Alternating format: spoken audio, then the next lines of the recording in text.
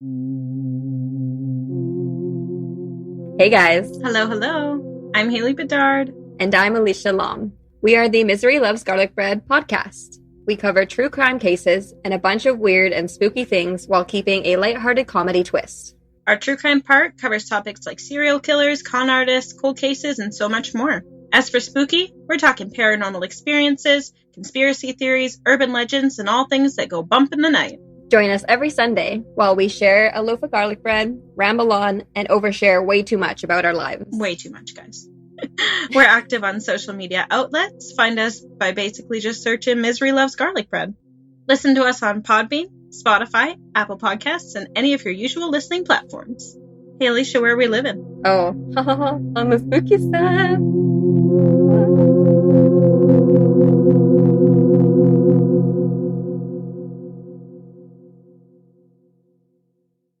Was A Quiet Place inspired by Signs, It Comes at Night, and War for the Planet of the Apes? Was Ready Player One influenced by Avatar, Wreck-It Ralph, and The Last Starfighter? Is The Hurricane Heist more influenced by Sharknado or Geostorm? These are the kinds of questions my guest co-hosts and I discuss on my podcast, Piecing It Together. Every week, we look at a new movie and try to figure out what other movies inspired it. Whether it's the story, the character development, tone, or even use of music. Every movie was influenced by something that came before, and we want to figure out what.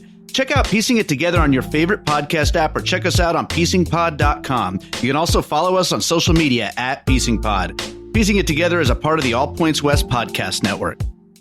Ladies and gentlemen, this podcast, truly one of the most unusual ever recorded, contains dribble, slang, and frank discussion of subject matter which under no circumstances should be heard by small children, persons with a heart condition, or anyone who is upset easily.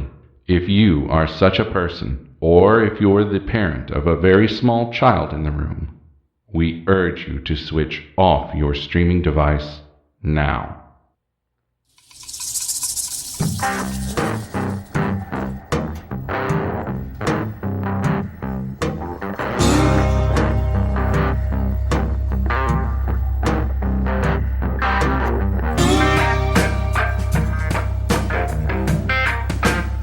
Heidi ho there, Jen. Hey there, Crimerinos. So I have one for you. Okay, good. How All are right. you? I'm Good. doing good. Okay, good. Back to me. Yeah. All right, so here's the deal. That's always you. You know, I love the internet. I Oh. don't know what people did without it. Like, I will get Well, we lived without ideas the internet. in my head, and I just have to go find stuff. Mhm. For instance, this week in class, we're doing the MLA citations, works cited page, and all that Huh. stuff. I know. Wow. In English class, it's a snoozer. What But- a coinky dink. Well, it's all about fraud and plagiarism, but Huh. that just happened to fall in that. But I'll bring this to you, and all the other listeners out there probably know this. Remember back in our day, back in high school, when we were taught how to type and write, you would do the two spaces. At the Mhm. end, it would Yeah. be period, two And now spaces. it's one space. And now it's one space. So I And was, that's hard. well, for me, I Yeah. can't. It's look at my No, I know. my I'm draft. the same It's way. always two. So I started thinking, and I was doing that out loud. And my co-teacher, I said, hey, he's 10 years younger than us. So he's 14. And I said, was it like this when you, and he said, yes. In fact, I didn't even know it had changed till you said it yesterday out loud. And so I was like, I wonder why. So I went and looked it up, meaning I love me some Google. And it goes back to The font. the font and the typewriter. Look at you. I wish I could have just called you. You should have. Anyway, I am like your Google. I am. You're my Google. Jingle. There we go. Anyway, so something else. I was on the internet and I ran into this and then I had to go look it up.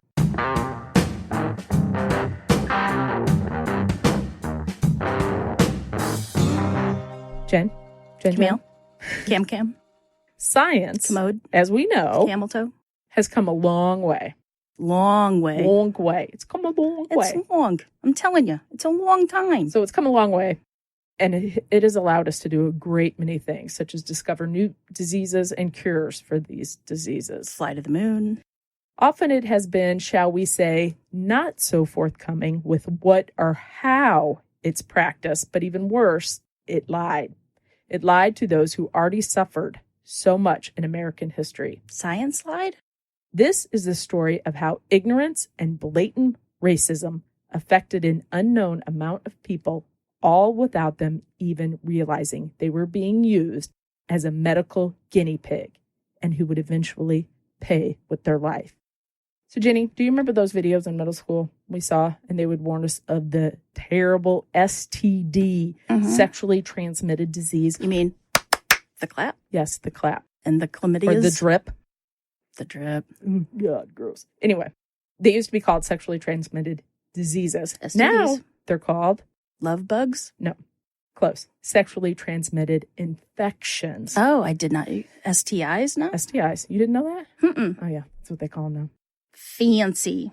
So in these videos, you would see the cute little germs dancing around and telling you to be careful, be a safety person. These infections, such as syphilis, have been around for a long time, and Very many long. people throughout history have been believed to be infected with syphilis, such as, can you name anybody? Al Capone. Yep. Probably Genghis Khan. I don't know about that. God forbid he had enough chances. Anybody else? Not Thank off you. the I'm top going of to my go. head. Henry VIII, He also had gangrene. Was that any? Beethoven. He had sores on his legs. Oh, and then Beethoven, they yeah. went bad. Oscar Wilde Mm. believed that Hitler, there's a yeah. slew of them because they would, be infected and then it would go untreated. With all these diseases, scientists and medical professionals had to study the disease to learn about it. Right. They had to figure out how it worked in order to figure out how to cure it. Mhm.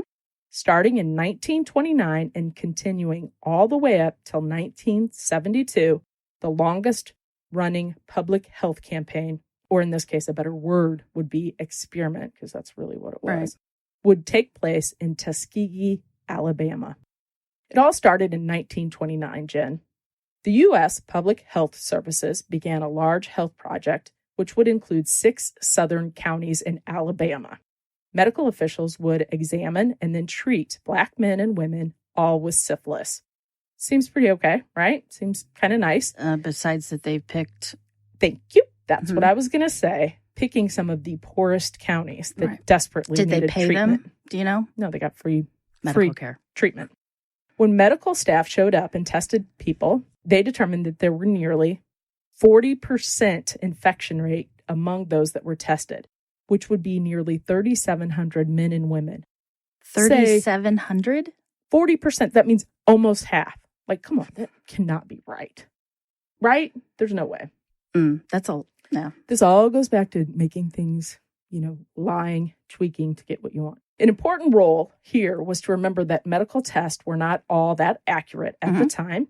So no one was really sure just how correct these numbers were, but I'm going to say they were not. They were still correct at killing all. rabbits to find out if you were pregnant or not. Oh, they did that pretty late, actually. No, I know, but I'm just saying.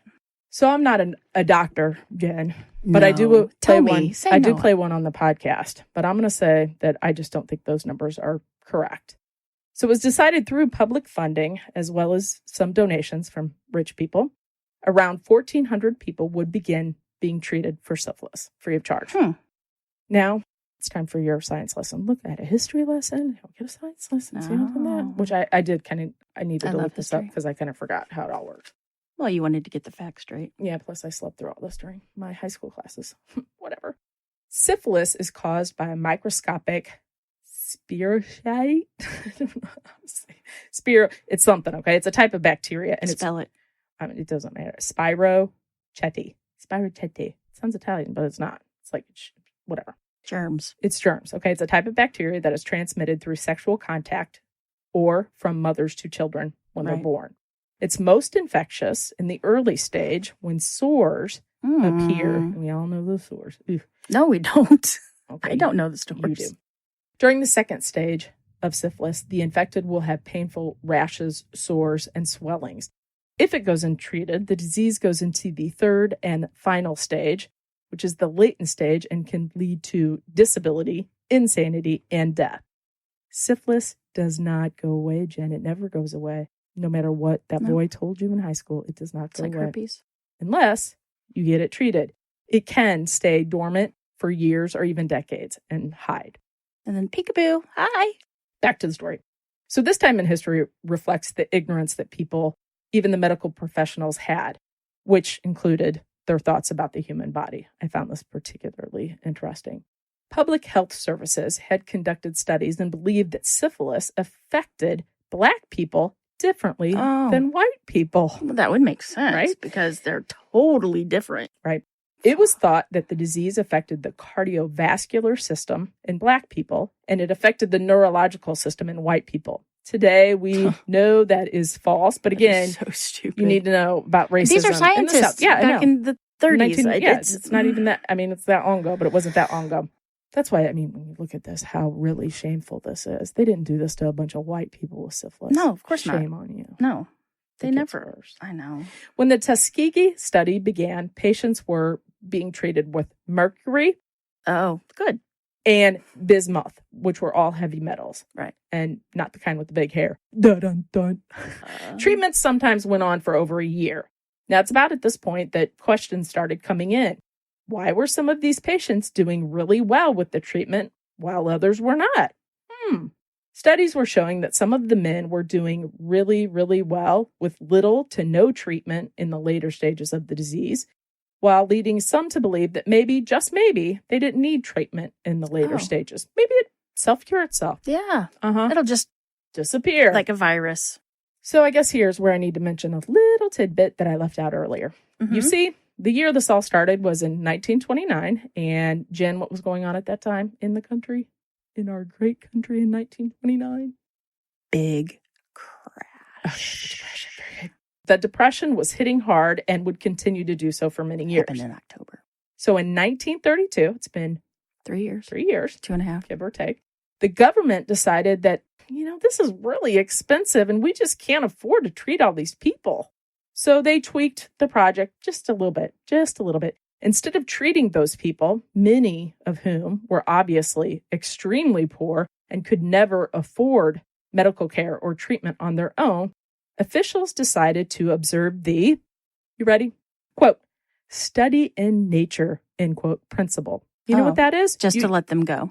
Well, what they Probably. believed at this time was that the medical doctors and officials, the public health services, believed that many of these Black folks couldn't afford medicine. Mhm. And so if they weren't treated, like if they had never intervened, right, they They'd would just never do be it by treated. themselves. And let's just go ahead and let nature run its course. Take its Let's see what happens, okay? With the public health departments of Macon County, the state of Alabama, and the Tuskegee Institute all agreeing to continue the study, but with one small caveat, that instead of treating the affected, they're going to study the effects of not being treated. Oh, good. The only thing is that all these participants who had previously agreed to all this Mm-hmm. were not really informed of this huge change. They were under the impression that they would still continue to be treated. So they were guinea pigs, purposely not being treated to see how the disease would progress. Humans should not be used as Oh, just guinea wait. pigs without being told. Just wait, it gets worse. Like Or paid. this is almost like not doing something, but you got to think about what the year is and how this progresses to 1970. Oh, just wait. You're No, gonna I know. I Get know. all fired up. I was all mad.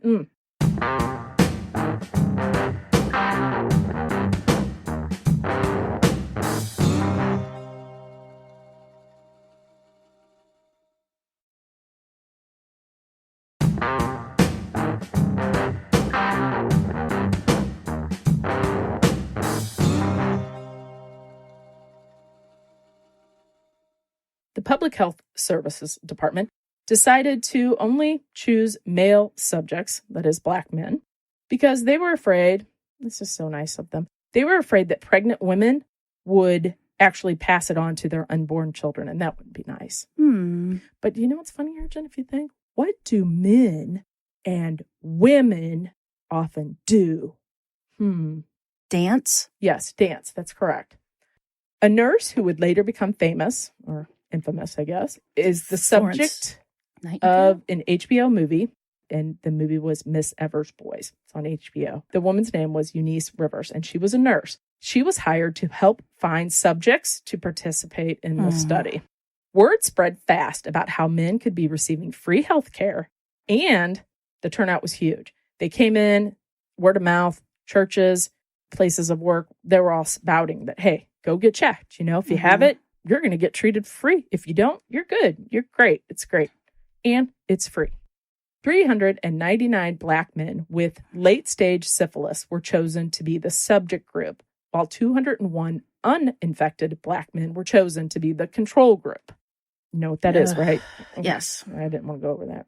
The men were given various meds, such as tonics or pills, and they were believed or led to believe that they were being treated for their diseases.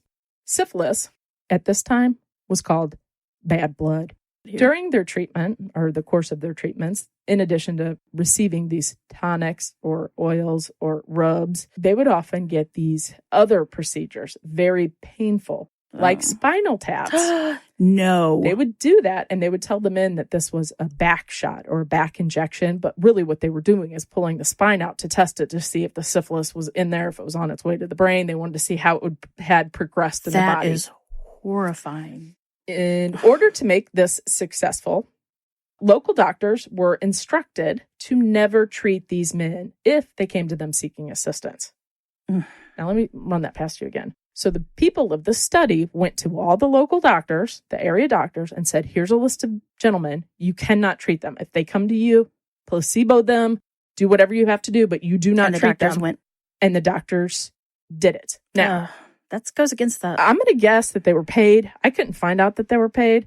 Because the doctors were paid? I'm going to guess they had to be. Because a doctor, they have to... I mean, come on. The Hippocratic Oath. That's called the hypocrite oath right there. I know. First, do no harm. Right. So they are doing harm. I'm guaranteed. But there's no... You know, they don't... But then again, they don't keep just blackmail receipts or, you know, bribe money receipts. So that's just... But it could be, too, that these doctors are just like, okay, well, they are Black men. I don't think so. I don't think so. I mean, there was also Black doctors, though, that would treat the Black men. So that's not, especially in the South. There was also one other little thing to note here. The only surefire way to see how the lack of medication would affect the bodies of these men was what? Autopsy. Very good. Autopsy after death. So in order to... Yeah, you can't perform one when they're still alive. You could, but then that's another podcast. That would lead to their death. Eunice Rivers would travel to these families of the men that had passed away and offer them $50, which was huge then, in exchange for permission to conduct an autopsy. She would also give the families food and clothing. Oh, and other referrals for medical illnesses as long as it wasn't syphilis. Right. So, here's $50. The health departments at this time decided to ignore the study's violations of state law, which required them to report and treat the cases of venereal disease. They just looked the other way.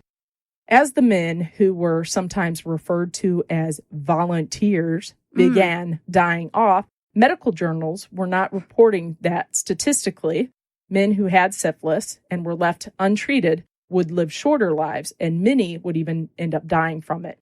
As time was marching on, doctors would occasionally question what was going on. Okay, so as time was going on, like I said, this was 1929 all the way up to 1972. So this was before my mother was born, who's 81, up till after I was born. Think about that. That's crazy, right?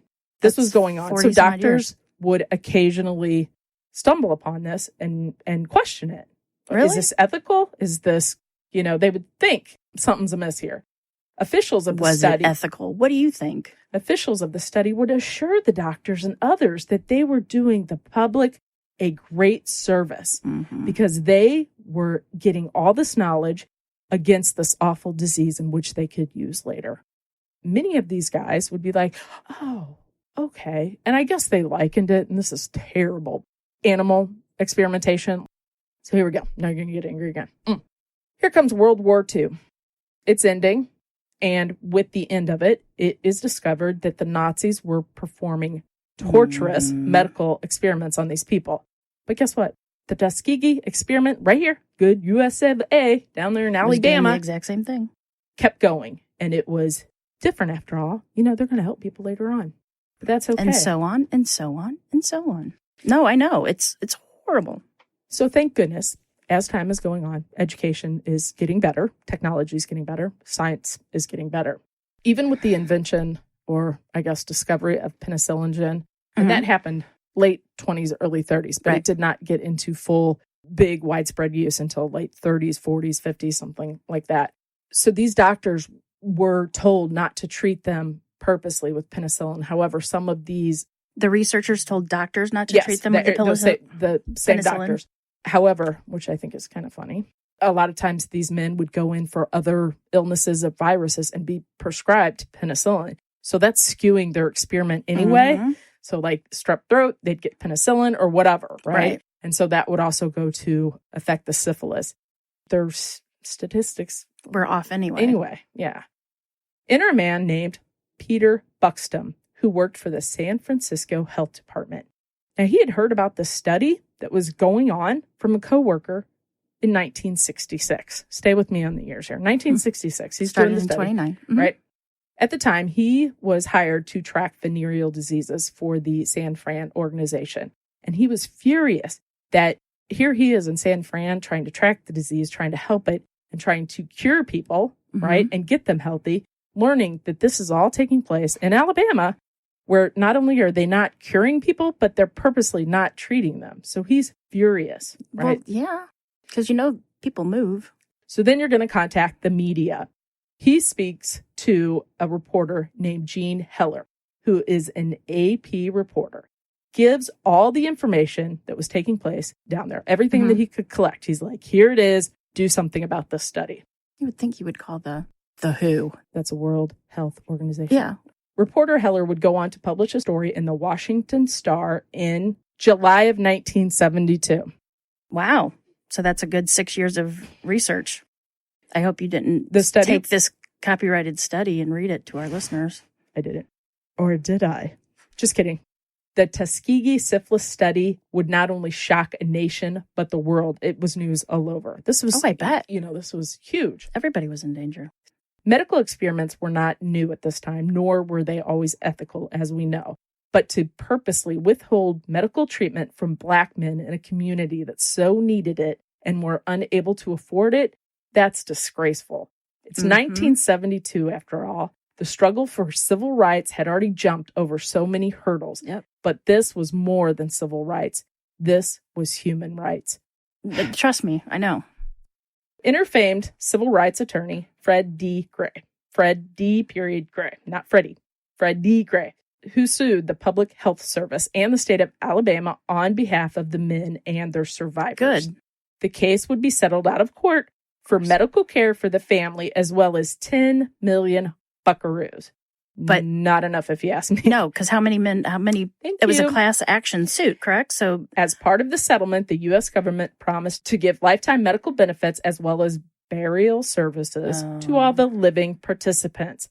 The Tuskegee Health Benefit Program, or THBP, was established to provide these services. In 1975, wives, widows, and offspring were added to the program. Good. In 1995, the program was expanded to include health as well as medical benefits. The Centers for Disease Control and Prevention was given responsibility for the program, where it remains today in the National Center for HIV/AIDS, viral hepatitis, STD, and TB prevention. Wow. Gray and 4 of the survivors went on to testify in front of the U.S. Senate. The testimony, as well as a giant push from the public, led to the establishment of an institutional review board for all research studies that had to include approval with guidelines about telling participants about the purposes as well as potential consequences of taking part in such studies. And, we live in St. Louis, which is a huge hospital stuff. And I always think if I need money, I'll just go do one of those services. They always have those. I never thought about they have, there's one where you have to stay in bed for 10 days. I know, God. But there has to, with nothing to do, that would be terrible. With nothing to do, you can't watch Netflix or read or anything? No, I think your body has to stay and I could do it. You probably could. Even though the study would lead to changes in the law as well as how other medical studies would be conducted, sadly, no one would ever be prosecuted for the crimes committed during the study.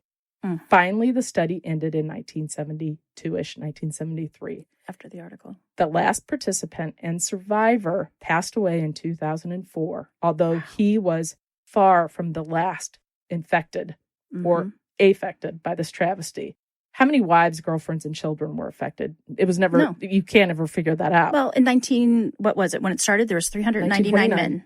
Well, then that was the later one. They started in 1929. And I Right. think they had it to They treat were doing men, women, men and women. They, Mhm. they had it.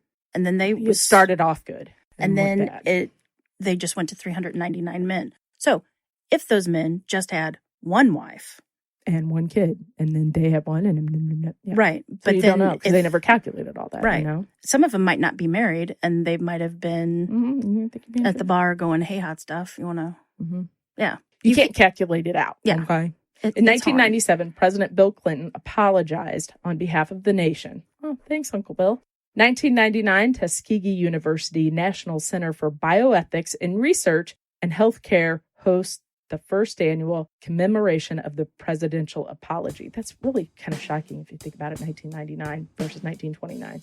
In 2001, the That's President's a lot of years. Council on Bioethics was established. Bioethics, that wasn't a thing until 2001. That's shocking. And Is that about the time Dolly came into play? The sheep, the cloning of the sheep. oh, maybe I don't. Oh, yeah, probably. I would say. I'm gonna go look that up right Go now. look that up on the Google. In 2009, the last widow receiving THBP benefits died on January 27th, 2009. There are 12 offspring currently receiving medical and health benefits. So in today, 2019, there are still 12 offspring from those that survived and kept going on. That's shocking. Did this get you fired up? No, it's angry. it did. But it's like not 1929 to 1933. It's 1929 to 1972. I know people should know better. By the way, Dolly was born in 1996, so Oh, yeah, that's it. that was before, and she died in 2003. Because I remember when that came around, she died of lung disease and severe arthritis. So that, Jennifer, is the story of the Tuskegee syphilis experiment. And that is Tuskegee. why I love Google. Because Google I is wrote awesome. that yesterday and I wasn't going to. I just stumbled upon it and I clicked something and it took me to Tuskegee and then syphilis. And then I was like, oh, because I was Down thinking the rabbit hole. Tuskegee Airmen, about the great Tuskegee Airmen. So I was assuming that's what it Right. was about. And I went there and then it was syphilis. And I was like, what? Now, did you read the Ever Brothers or No, the it's Miss Evers Boys Miss on Evers HBO. Boys? No, I did not because I was trying to get this done yesterday. Mhm. And I knew that would be another 2 hours. Then I'd probably find more information and then Mhm. add it in there. But like I said, there's so much. There's a Nova documentary, and I didn't watch that either because I didn't want I'm it gonna to have be. to go watch it. I've um, got so much to watch. I don't know, it's just saying like some of the pictures, I pictures can't. of the men getting their shots, and who No, knows what they were giving them. I know that the scientists thought they were doing Okay, if they thought then why weren't they treating white women and white men too, and children? Children were getting it via their mother. Why weren't they treating them or not treating them? because they Because the black man was expendable, expendable. and expandable. White men expand too. But Shower grower. no, I'm sure that deep in their hearts, maybe they knew. I don't know. No, they're terrible. I mean, I think that they knew what they were doing. I think it's Alabama. it just It's the southern. it was a medical It was a experiment, and they wanted to Klan- see what would happen. Because I think But they- about that all the time, right? How do they know what these diseases do if they never see somebody go through it? Do you know what I mean? Well, they did before there was a cure, but then the minute there's a cure, that shouldn't be a thing anymore, Mm-mm. right? No, And I think this all goes to no. But I like to think that their people are basically good. Now I'm quoting Anne Frank. But you got to remember though, back then too, black men and white men, their bodies were different. They had diseases no, that to the same disease, different No, colored blood, obviously. but I'm just saying that I want to think that they were doing this for good. But they I don't- were, but they were having the black man take it's just unreal how people can treat others. humans. Well, that was interesting. I'm going to have to go watch Miss Evers Boys and then go dig up the Nova documentary and such. I love I Nova. forgot what the name of it is. It will be cited because it'll be good. But like I said, I didn't want to watch it because I Right. wanted to roughly go only off articles. And I was afraid that, okay, honestly, I was afraid if I watched that, then I'd be 5 hours into TV Yeah. watching and still nothing written. I get that. I sometimes find myself, if I watch something for a case, accidentally things slip in that I remember bits and pieces from the documentary. I'm Or okay whatever. with that, as And so long it as would, I try to at least back it up and Right. I want somebody else to say it. Right. But what I'm saying is sometimes I use their words unintentionally. Does that make sense? Totally. Like I remember what somebody said. So, Which and then is you okay if read, cite it. well, but if you read like 5 things, chances are you might, one sticks out more than the other and you accidentally do it. But if we ever copy somebody, we really don't mean it. We're just not smart. Jennifer, we barely put 2 feet in front of ourselves to walk. I mean, I know. seriously. I know it's hard. It's hard. Anyway, That was great. We'll talk Like about that maybe a different Patreon. episode, what we think about that, because I've been thinking about it a lot lately. All right, that's it. I would say to remember lock your doors and all that stuff, but these are our friends. They know. Yeah. They Come on know. over and have a beer. That's more like it. Yeah. Meet you at the bar. Meet you. And we'll stare at people and We'll talk. think about We'll talk murder. stuff. Yeah. Or we'll plan a murder. No, that's wrong. Sorry. Saying that out Sorry. loud. They'll Sorry. catch on to it. All right. We love you guys. Thank you so much. I hope Thank you enjoyed it. guys. No, I'm just thinking they got to know us. Like sometimes that last reviewer that said she got it because like half the time you're saying stuff, I can't even look at you because you're going to make me laugh. Mhm. And I'm trying. It's hard enough to spit out the stuff Right. at all. Mhm. And like when you say stuff, sometimes I know you, so I know what you're going to say, Yeah. and it's almost like pitching a ball to you because I know you're going to hit it, Mhm. right?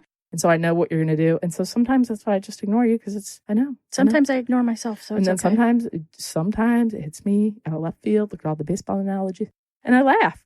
Leave us comments. Tell us what you want to hear. Tell us what. Just our friends. You don't have to. They know. No, I know. I meant for us. Like, tell us what you want to hear. Tell us if we're not living up to our expectations. If Camille is failing you, all sorts of stuff. Just let us know. Drop us our true crime podcast at gmail.com. You know the link.